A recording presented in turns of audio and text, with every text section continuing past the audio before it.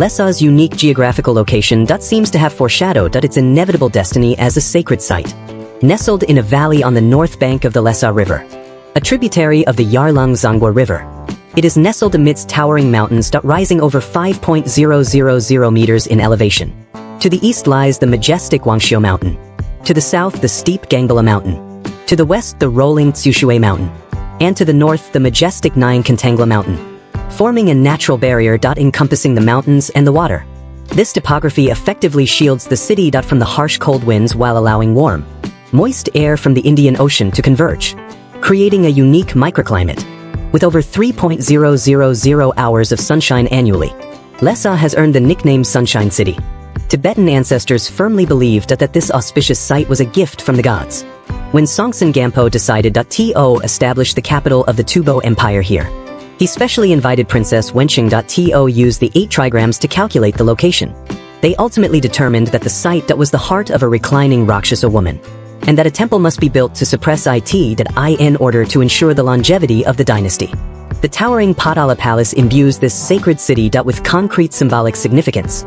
Constructed in the 7th century AD, this magnificent palace sits atop Red Mountain at an altitude of 3.767 meters. The main building rises 117 meters, and the 13-story palace complex follows the mountainside. The walls of the red and white palaces stand out distinctly in the sunlight. The transportation of its building materials is a world wonder. Over 100,000 slabs of granite, each weighing several tons, were transported by hand from the other side of the Yarlung-Zangwa River. In winter, craftsmen poured water to create ice, using the ice track to reduce friction. The Golden Roof Complex, constructed with 110,000 taels of gold, is meticulously gilded, ensuring it retains its brilliance despite centuries of weathering. Within the palace, 8 stupas for the Dalai Lama stand, each crafted from pure gold and inlaid with precious gems such as pearls, agate, and turquoise. The stupa for the 5th Dalai Lama stands 14.85 meters tall and embodies 3.721 kilograms of gold.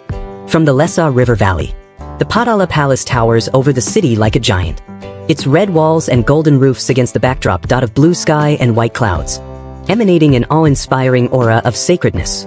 The sacred mountains and lakes surrounding Lhasa together embody the world of faith in this holy city. Nemso, one of Tibet's 3 holiest lakes, is located 240 kilometers from Lhasa. Its surface, at an altitude of 4.718 meters, shimmers like a sapphire in the sunlight. Believers firmly believe that circumambulating the lake can cleanse all sins. Yamdrok Lake, on the other hand, resembles a blue silk ribbon, winding through the mountain streams. A Tibetan proverb goes, "The stars in the sky, the Yamdrok on earth," describing its vastness and holiness. As for Mount Nyankantangla, at 7.111 meters above sea level, it and Namso Lake are said to be a couple, and the hot springs at its foot bear witness to their love. These natural wonders are not merely geographical features. They are an integral part of the Tibetan spiritual world. Every year, large numbers of believers embark on pilgrimage from Lhasa, either walking or performing long prostrations to demonstrate their devotion, measuring the distance of their faith with their bodies. The plateau's climate and products have shaped the unique characteristics of Tibetan culture.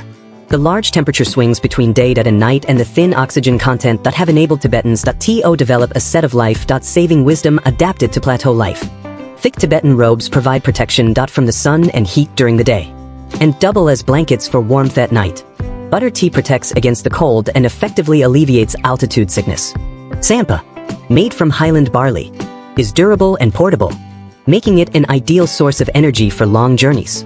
On Lhasa's Barker Street, you can still see herders selling butter from goatskin bags, and peasant women carrying tsampa from bamboo baskets. These products are inextricably linked to religious rituals. Butter is essential for painting thankas and lighting butter lamps. Tsampa is an offering to Buddha. Even the production of Tibetan incense relies on cypress branches and Tibetan medicine from the plateau. This profound connection between people and nature has imbued Tibetan culture with a reverence for nature from its inception.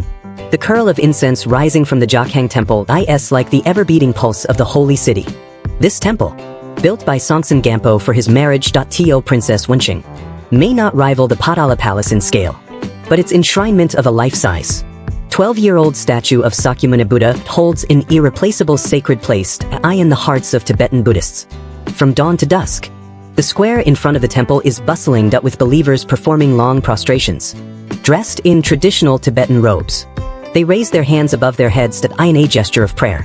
Then lean forward, lightly touching the blue stone slabs with their foreheads and noses.